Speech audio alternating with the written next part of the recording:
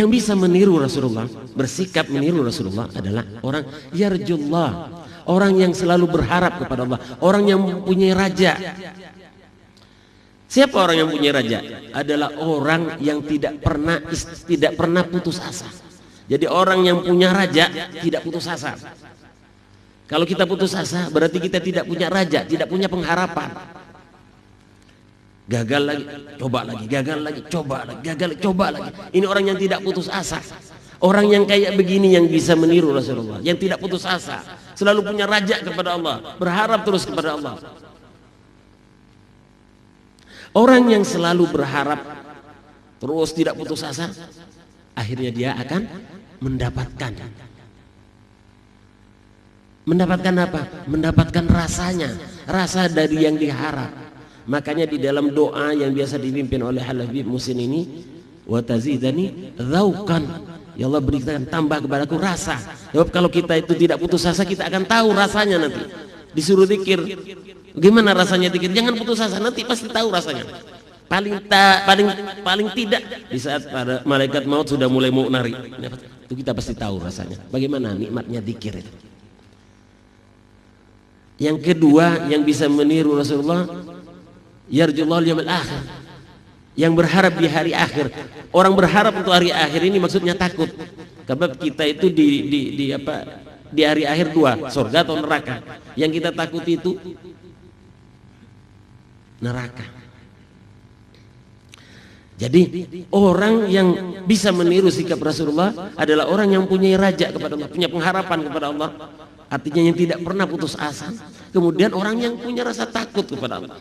Orang punya rasa takut ini tidak malas. Buah dari orang takut, kalau kita takut itu artinya tidak malas. Sama seperti begini, kita itu takut sama anjing. Ada anjing, kita takut. Anjing gonggong akan gigit kita. Tidak mungkin kita malas nanti larinya. Tidak mungkin. Karena sudah takut sama anjing pasti langsung lari. Jadi kalau takut ini tidak akan malas.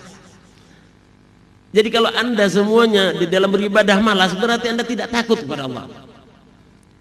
Kalau takut pasti tidak malas. Dan kalau tidak malas, akhirnya akan merasa suka.